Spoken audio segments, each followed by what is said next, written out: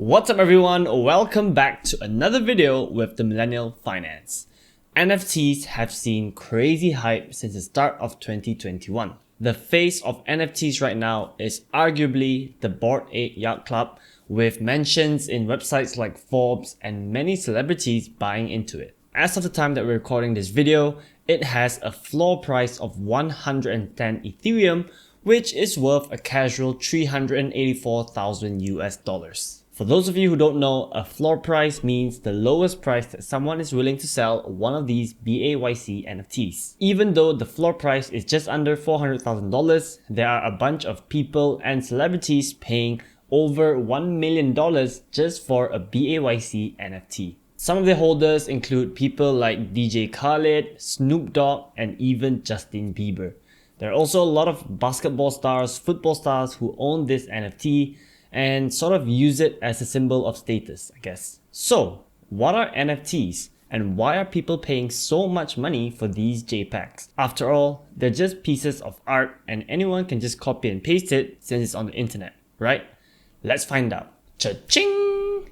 So before we start all of this off, we have to know what are NFTs. NFTs stand for non-fungible tokens. The word fungible means that it is replaceable by something else. So non-fungible essentially means that the token is unique and cannot be replaced or duplicated by someone else. Now, y'all might think, yeah, so what if the token is non-fungible? Why would you pay hundreds of thousands of dollars or even millions for this piece of art that I can just copy and paste, right? Well, in a way you can, but the ownership of the actual NFT will always belong to its rightful owner, and even though you copy-pasted his JPEG, you do not truly own that NFT. So why does it matter that you really own that particular NFT as recorded in the blockchain? Well, recently, the BAYC team came up with a token called ApeCoin, and they dropped 10,000 of this token to each of their holders for absolutely free. At the moment, ApeCoin is trading at $13.68, which means if I sell all 10,000 of these tokens that I got for free,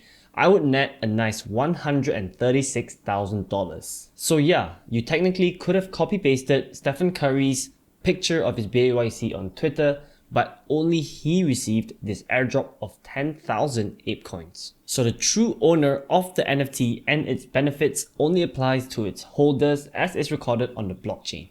And yes, this applied to every single BAYC holder, whether you're living under a bridge with no other money or you're Justin Bieber. Every single BAYC holder got the same airdrop of 10,000 ApeCoins. So what are NFTs for? Based off of what I just said, some of you may start to get a picture.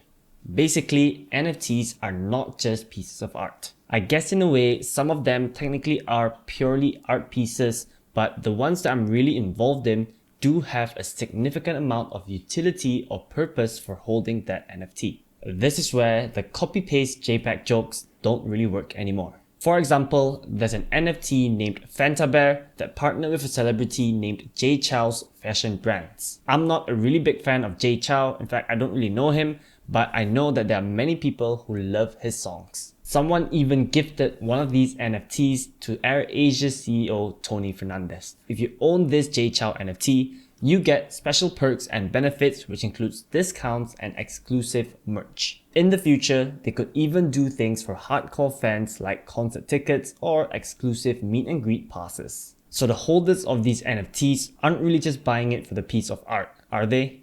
They must be huge fans of Jay Chou and they really want the benefits that comes with this NFT. So how do they know who's eligible for these perks? There are so many people out there. How do I know that the rightful owner of this NFT is this guy and he deserves a 10% discount off my merch? Well, in comes non-fungible tokens. Like I said, they're not replicated, they're not duplicated, and even though someone else may have the same picture as me, I am the true owner of this NFT. As long as you hold the NFT in your crypto wallet and of course you have access to the crypto wallet, then the true benefits will be given to you.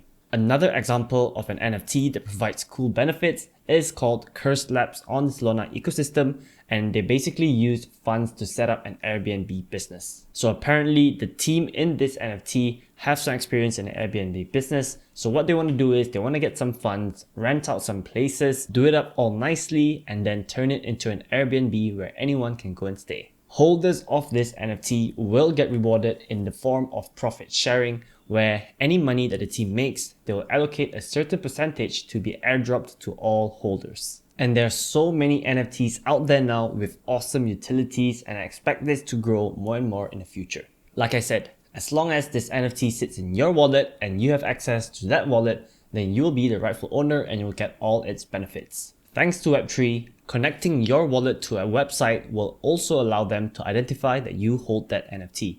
So with this technology, I can imagine companies like Netflix, in the future, selling NFTs for people who want to watch their content. And then, Netflix will have sort of a connect wallet thing at the top right of their website, where then I can just connect my wallet, they can verify that I hold the Netflix NFT, and I can start watching their content. So based off of these examples, I think it's starting to get clear that NFTs are definitely not just JPEGs and pieces of art that crazy rich people go out and buy to flex. So all that sounds cool. How do I actually buy NFTs? The first thing to know is that every single L1 blockchain can technically have their own NFT ecosystem built up, and it all just depends on the community there. The largest blockchain for NFTs has to be the OG Ethereum, with Solana coming in second. Other kinda big NFT ecosystems can also be found on the Near and Luna blockchains, but in my opinion, both of them are still kinda far off the top two. So let's say you wanna buy NFTs on the Ethereum blockchain, you need some Ethereum transferred to your MetaMask wallet. If you don't know how to do this yet, I recommend watching a video on how exactly to do this so you can get things set up. Once you've got some Ethereum ready to spend on these JPEGs, then you can go to an NFT marketplace and immediately start buying up NFTs. The largest one available on the Ethereum blockchain is this website called OpenSea, which many of you may be familiar with already. So on to my personal experience in the NFT space. Similar to crypto, my biggest regret is that I didn't start this earlier. I only did this a few months back in February of 2022 because I got bored during the Chinese New Year period, but I'd still consider myself early even though many people started in 2021. These days, I actually spend way more time looking at my NFTs compared to stocks and crypto. In fact, I haven't been trading stocks at all since I started my NFT journey, but I do want to get back on that soon. Still, I believe that NFTs have massive potential for mass adoption, and I do think that everyone, especially millennials or people who are younger, should at least explore it before deciding whether it is an investment for them. There are a lot of scams out there, yes, for sure, but that comes with a decentralized ecosystem. It's the same as crypto, so you really need to be extra careful with your money. Anyway, if you guys want another video to explain more about how to really start your NFT journey, how to start buying it, which blockchain you should use, then drop a comment down below so that we know that you guys are interested. Thanks for watching this video to the end, guys. Give us a huge thumbs up and subscribe to our channel if you haven't already. See you guys in the next one. Peace out.